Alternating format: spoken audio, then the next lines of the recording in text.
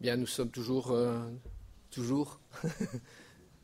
sur le thème que nous avons choisi. Il y en a tellement, mais ce thème est assez particulier. C'est l'épreuve, face à l'épreuve. Nous faisons tous face à des épreuves. Les riches, les pauvres, hommes, femmes, enfants. Donc personne n'est épargné des épreuves, telles qu'elles soient. Il faut y faire face. Mais il y a la différence entre le croyant et celui qui ne l'est pas. C'est plus compliqué. Et les épreuves servent-elles à quelque chose? Donc des questions qu'on a souvent, on y a répondu, en partie en tout cas. On essaye d'apporter le plus possible de réponses. Et que également nous ne sommes pas seuls. Alors ce matin nous allons entendre, je ne vais pas continuer à parler, mais je vais laisser venir notre orateur ce matin, Damien. Nous bénissons la parole de Dieu ce matin. Amen. Amen. Sois béni, mon frère.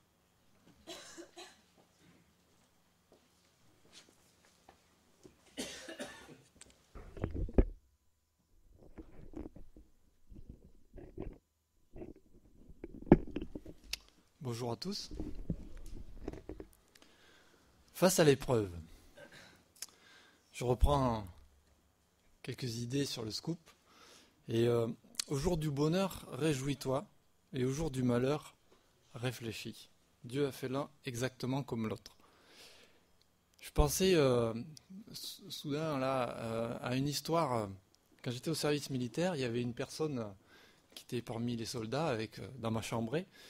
Et on l'appelait Pourquoi moi? Parce qu'en fait, dès qu'il parlait, ça commençait par Pourquoi moi? Et le thème s'appelle Face à l'épreuve, mais ça aurait pu être Pourquoi l'épreuve? Et dès qu'il y avait une situation un peu compliquée, un conflit, une histoire, ça tombait sur lui, et puis lui il se défendait, pourquoi moi? Et on pourrait dire, dans une épreuve, Seigneur, pourquoi moi? On aime bien entendre des témoignages, et puis voir ce qui se passe dans la vie des autres chrétiens, ça, mais quand une tuile nous tombe dessus, pourquoi moi?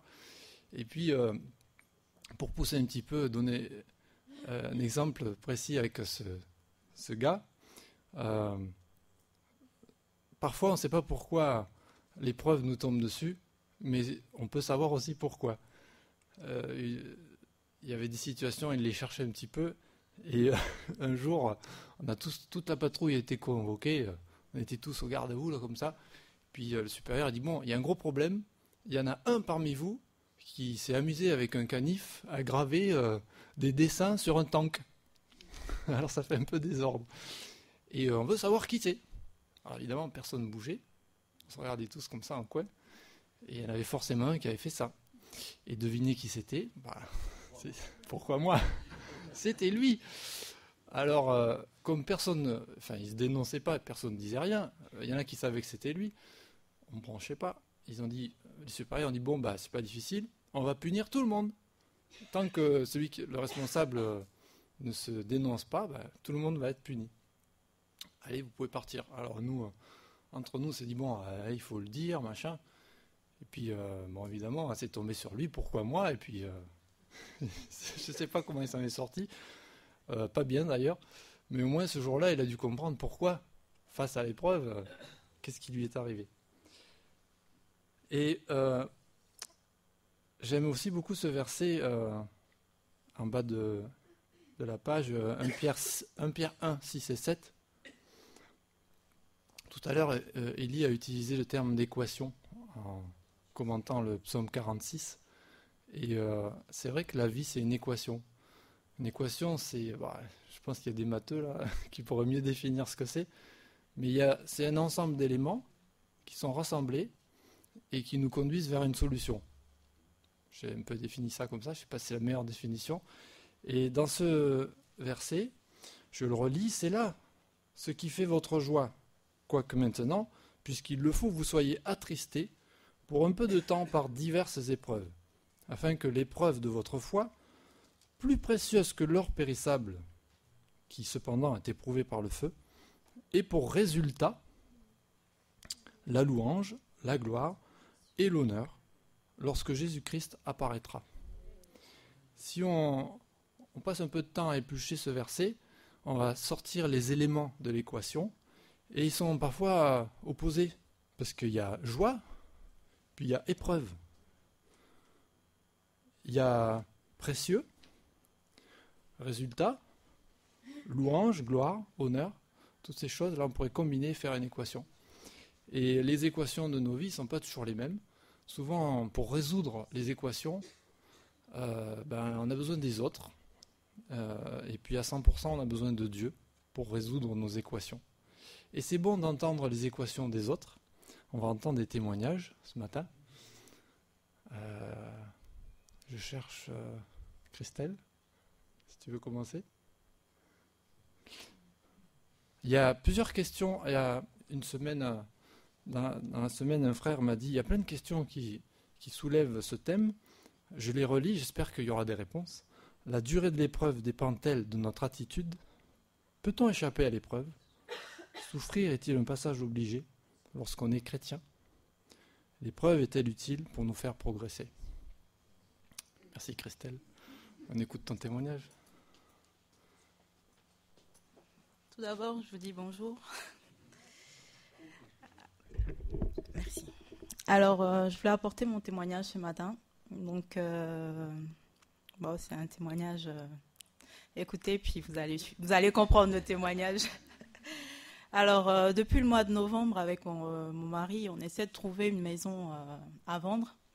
Et puis, Dieu a béni. Au début du mois de décembre, on a trouvé une maison. On a trouvé super intéressante la maison parce qu'elle était vraiment à l'écart de tous. La tranquillité, aucune maison autour et tout. On était super contents. On s'est dit, bon, ça, c'est une bénédiction du Seigneur. Donc, on ne va pas passer à côté. On a fait tout ce qu'il fallait, les démarches administratives et tout.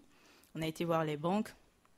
Bon, parlant pognon, c'est sûr que c'est un peu compliqué. Donc, les banques, on a attendu pendant 2-3 mois. Ouais. Novembre, on est en mars. Et pour les banques, c'est bon. On a pris rendez-vous avec les notaires qu'il fallait et tout pour signer le compromis et puis la suite. Et puis, avec mon conjoint, on n'arrêtait pas de prier. Seigneur, bénis, bénis, bénis, bénis. Et puis, arrivé à un moment, je me suis dit, c'est vrai qu'à chaque fois, on demande toujours à Dieu, Seigneur, bénis, que ça soit ta volonté. Et si on demandait la volonté du Seigneur déjà, que le Seigneur nous montre déjà le plan que lui, il a tracé pour nous. Parce que la maison, elle est bien belle, il n'y a personne autour et tout. Il dit, ouais, c'est vrai, que ça soit dans la volonté de Dieu. Donc, on reprit encore les jours d'après. Donc, mon conjoint, il prie, Seigneur, bénis pour le projet et tout. Et puis, moi, j'étais là en train de prier. Je me suis dit, mais mince, depuis qu'il y a cette maison, on prie que pour cette maison, en fait. On a oublié tout ce qu'il y a autour. Seigneur, on fait des prières assez brèves, on va dire comme ça. Et puis après, Seigneur, n'oublie pas la maison et tout. Alors, moi, je me suis dit, je vais quand même dire à mon mari qu'il lève le pied quand même parce que c'est bien beau la maison, mais après la maison, il y a d'autres choses, hein. C'est bien d'avoir une belle maison, il n'y a personne autour, il y a 5 acres de terrain, enfin, tout le gros luxe, quoi. Surtout quand on a grandi dans un 40 mètres carrés, on se dit, c'est avoir des arts de terrain, c'est le bonus, quoi. Et puis là, je lui ai dit, on peut prier d'autres choses parce que là, on a prié de la maison pour la maison. Je pense que Dieu, il a compris la prière. C'est pas un homme pour mentir, c'est pas le fils d'un homme pour se repentir. Et puis, si c'est la volonté de Dieu, ça va se faire. Et puis là, maintenant, moi, je priais pour que Dieu nous montre son plan. Ce qu'il veut vraiment de cette maison, s'il veut qu'on puisse avoir la maison ou pas. On avait rendez-vous pour le compromis. Il y a le notaire qui nous appelle, qui nous dit, ouais, mais la maison, c'est bien beau, mais il y a un truc, il manque un petit détail. Donc, de préférence, je préfère vous dire, ne signez pas le compromis demain. C'était le lendemain, le compromis. Il nous a dit ça, c'était la douche froide. Hein, on s'est dit, ouais, on a attendu 3 mois pour avoir un compromis. La banque, c'est OK. Et puis là, maintenant, ils nous disent d'attendre pour le compromis. Bon, c'est pas grave. Alors, on passe à autre chose. La nuit, je dors, je rêve que la maison, là, c'est bizarre parce que on se fait poursuivre par des animaux bizarres.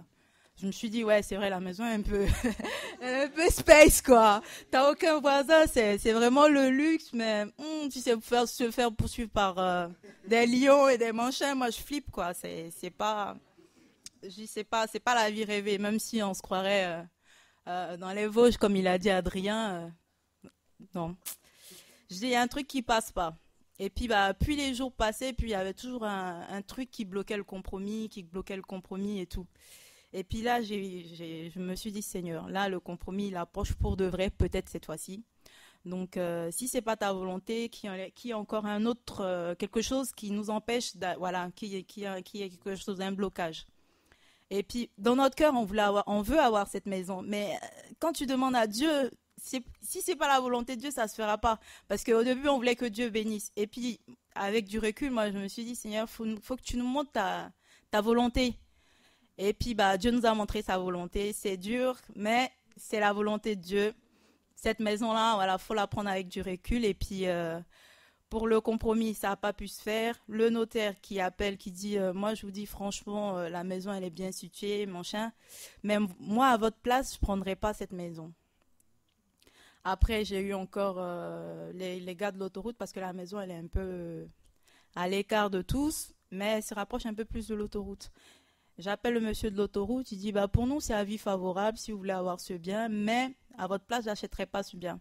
Je dis, le Seigneur, il ne va pas descendre et prendre son micro, dire, Christelle, mon chien. Il passe par les personnes pour... donc, si ça se passe comme ça, c'est que c'est la volonté de Dieu. Enfin, face à l'épreuve, nous, on a mis notre confiance à Dieu. C'est dur d'accepter que cette maison ne soit pas faite pour nous, parce que si les gens nous disent, elle est bien située, mais perso, je n'investirai pas dedans. C'est bizarre, hein, voilà. On peut se dire, un tel, il est jaloux de nous, mais Dieu ne peut pas être jaloux de nous. Dieu nous montre sa volonté. Le plan de Dieu, ça reste le plan de Dieu. Ce n'est pas sa volonté. Donc, il faut pouvoir accepter les choix de Dieu. Parce que des fois, on a dans notre cœur des désirs qui ne sont pas forcément dans le plan de Dieu. Donc, on s'incline et puis on rend gloire à Dieu parce qu'il nous a montré de A à Z, par A plus B, que c'est pas sa volonté qu'on puisse avoir cette maison. Et voilà, c'est ce que j'aimerais partager avec vous. Et puis, prochaine étape, on vous tiendra au courant.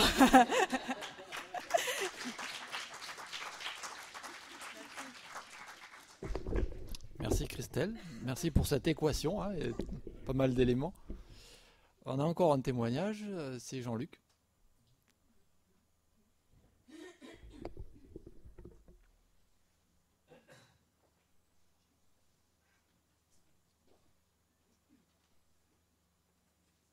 Bonjour frères et sœurs. Pardon ? Moi j'ai noté, j'ai pas comme Christelle. Enfin j'ai tout dans la tête et depuis beaucoup plus longtemps, mais je préfère ordonner. Alors moi c'est une épreuve que j'ai provoquée. Alors, vous allez comprendre. Petite photo pour commencer. Si ça marche. Qu'on ne soit pas trahi par la technologie.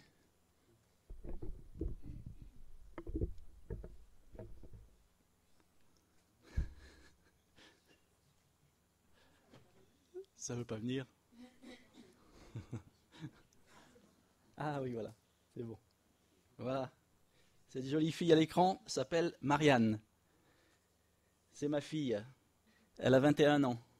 21 ans et demi même. Alors, c'était dans les années 90. Sa maman était anglaise, nous étions mariés. Elle l'a enlevée à l'âge de 3 ans, donc elle avait 3 ans et demi, quand elle est partie, en pleine procédure de divorce pour retourner en Angleterre, donc en emmenant ma fille. Et cette épouse m'a laissé tout seul, avec le strict minimum pour vivre. J'ai pu la revoir. Malgré tout, 1 an plus tard, pendant quelques heures, j'ai pu la revoir. Et depuis, plus rien. Alors je l'ai retrouvée sur Facebook il y a quelques années, d'où est tirée cette photo d'ailleurs. Et elle ne me témoigne pas un plus grand intérêt que ça. Donc voilà, la situation est en status quo pour l'instant. Alors bien que le tribunal français m'ait donné la garde exclusive et l'autorité parentale exclusive, c'est-à-dire qu'elle était normalement et théoriquement, selon la loi, c'est moi qui devais l'avoir entièrement. Elle disparaît donc de ma vie en 1996. Donc ça fait maintenant 18 ans. Alors, évidemment, c'est une douleur. Et j'ai réfléchi, Sandrine m'a posé de bonnes questions. Comment le Seigneur m'a-t-il parlé à travers cette douloureuse expérience ?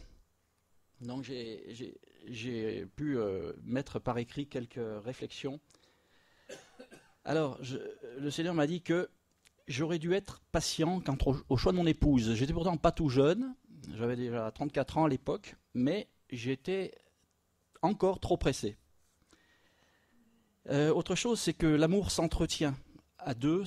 L'amour ne va pas de soi, c'est-à-dire qu'il y a toujours la flamme de départ qui dure 1 mois, 6 mois, 1 an, 2 ans, suivant les couples. Mais cette flamme-là disparaît un jour. Donc elle s'amenuise et l'autre ne réagit plus comme il réagissait avant. Donc à ce moment-là, on passe à l'amour agapé, l'amour qui s'investit, qui se donne, qui apporte à l'autre, plutôt que de laisser couler le sentiment de départ. Donc ça, j'ai appris ça. Poussé à bout par mon épouse, je me suis rendu compte que je ne me connaissais pas face à des situations de tension extrême. Je me suis découvert violent, par exemple. Vous imaginez peut-être pas, mais j'ai pu l'être. Et aussi qu'un mauvais choix personnel fait des victimes collatérales, innocentes, dont cette petite fille est la victime. Alors j'ai longtemps cherché Marianne, jusqu'à aller en Angleterre, au Pays de Galles. J'ai ouvert un dossier à Interpol aussi, mais rien, la justice ne suivait pas. Alors j'ai eu l'impression que ma vie a été mise entre parenthèses pendant 3 ans. Et je rends grâce au Seigneur parce que je crois que c'est vraiment grâce à lui que j'ai pas sombré dans la dépression. Parce qu'en plus j'étais tout seul. Cependant, en 1999, célèbre année de l'éclipse, c'est l'éclipse totale cette année-là. Je peux partir à la retraite de l'armée. J'étais donc militaire dans l'armée de l'air et je pars à la retraite avec un miraculeux pécule. C'est-à-dire que l'armée de l'air avait trop d'adjudants, dont j'étais, donc ils nous donnaient des sous pour qu'on quitte. Alors j'étais en Arabie Saoudite et mon commandant me téléphone et me dit voilà Mikou, j'ai une bonne nouvelle à vous annoncer, 2 même, votre retraite est acceptée et vous touchez le pécule. Donc je me suis dit alléluia. Et alors, ce pécule, étrangement, je m'en suis rendu compte après, il était, parce que ma femme est partie, on avait mangé toutes les économies que j'avais, on avait acheté une maison avec, et puis bon, j'avais plus de maison, j'avais plus rien. Ce pécule était supérieur aux économies que j'avais eues avant mon mariage. Donc, moi, je me suis dit, le Seigneur a rajouté. Cet été même, donc, de 99, à Gagnières, je fais la connaissance d'une jeune femme, Sandrine, que je croisais parfois dans mon ancienne église sans plus y prêter attention. Voilà, une jeune femme, voilà. Elle était toute seule, moi j'étais tout seul. Nous sympathisons. Ça fait maintenant 12 ans et demi que nous sommes mariés. Nous avons 2 petits mouflets que vous connaissez, la plupart d'entre vous, Théotime et Damaris. Et en fait... Et en fait, je me suis senti un petit peu comme Job, bien que je ne veux pas me comparer à lui concernant le respect de la loi et l'obéissance à Dieu, mais j'avais une fille, maintenant j'ai 2 enfants, j'avais des économies avant, j'en ai encore eu plus après. Donc, je me suis dit, alléluia. Je suis donc le plus heureux des papas et le plus heureux des maris aussi maintenant. Gloire au Seigneur.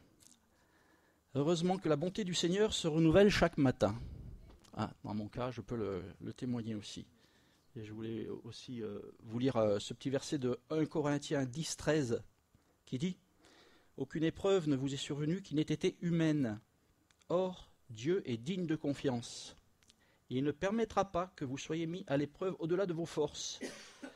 Avec l'épreuve, il ménagera aussi une issue pour que vous puissiez la supporter. » Voilà, c'était mon cas. Alléluia.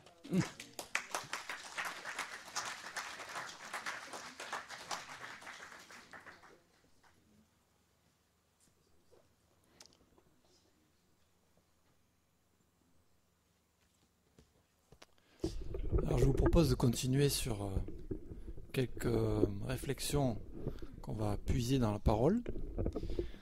Pour entendre d'autres témoignages, il faudra venir mardi, la carotte. Il y en aura d'autres. que j'ai hâte d'entendre parce que c'est édifiant. Rappelez-vous ce verset qu'on a lu sur l'équation, se termine, et pour résultat, la louange, la gloire et l'honneur. Et en fait, nos propos doivent se tourner vers l'honneur, dirigé vers le Seigneur, et non pas sur nous-mêmes. Si vous vous souvenez des médailles, nos épreuves ne doivent pas être nos médailles, mais une occasion pour rendre gloire au Seigneur qui répand sa grâce, sa bonté sur nos vies, pour qu'on puisse résoudre ces équations.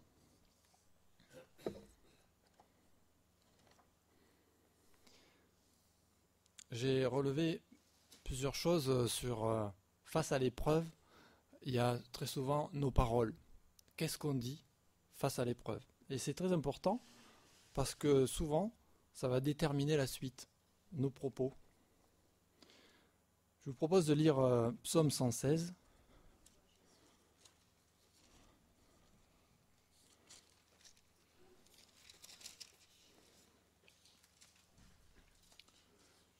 Je vais lire les 10 premiers versets. J'aime l'Éternel car il entend ma voix, mes supplications, car il a tendu son oreille vers moi, et je l'invoquerai toute ma vie. Les liens de la mort m'avaient enserré, et les angoisses du séjour des morts m'avaient atteint. J'avais atteint le fond de la détresse et du chagrin. Donc l'épreuve avec un grand E. J'avais atteint le fond. Mais, et ce mais est une véritable charnière dans ce chapitre, mais j'invoquai le nom de l'Éternel. Je t'en prie, Éternel, sauve mon âme. L'Éternel fait grâce, et il est juste. Notre Dieu est compatissant. L'Éternel garde les simples. J'étais affaibli, et il m'a sauvé. Mon âme, retourne à ton repos, car l'Éternel t'a fait du bien. Oui, tu as délivré mon âme de la mort, mes yeux des larmes, mes pieds de la chute. Je marcherai devant l'Éternel, sur la terre des vivants. J'ai cru quand j'ai parlé. J'étais très malheureux. Ce j'ai cru quand j'ai parlé me permet de mettre en évidence qu'est-ce qu'on dit quand on croit au Seigneur. Est-ce que parfois on n'est pas en train de dire le contraire de ce qu'on pense croire? On croit que le Seigneur va nous sortir d'une épreuve, va nous aider à résoudre cette équation, mais dans le fond, c'est pas ce qu'on est en train de dire. Souvent, nos propos disent le contraire.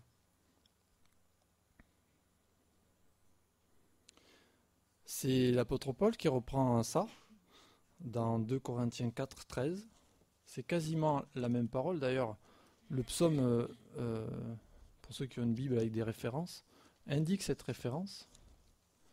2 Corinthiens 4, 13.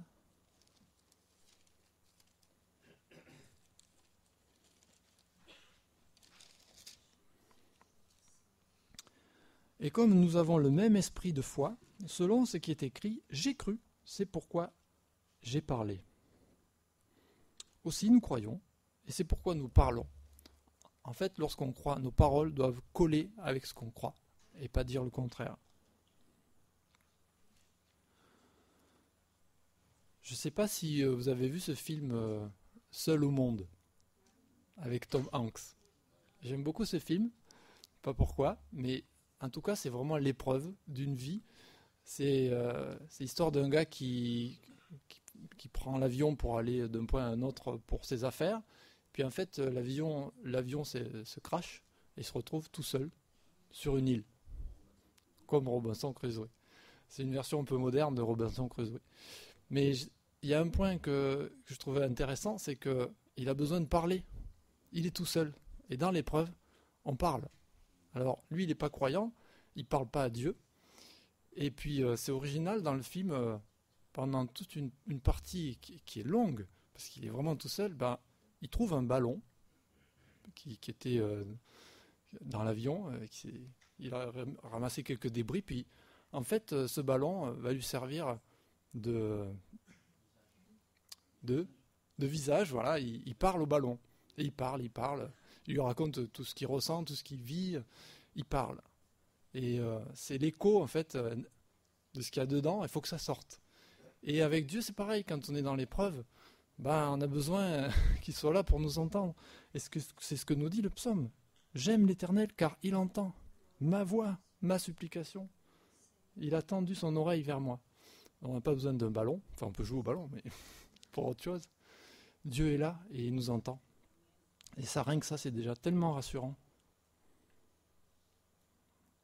2 Corinthiens 13, versets 5 et 6.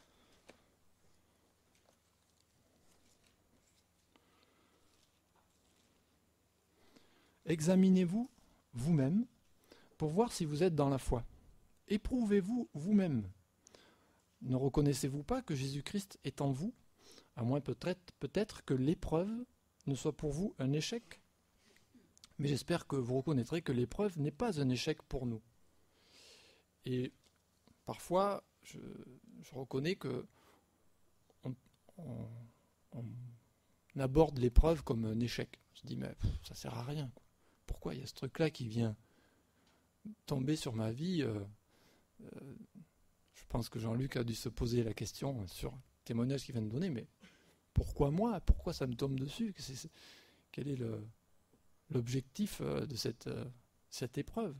Et souvent, on fait un mauvais constat.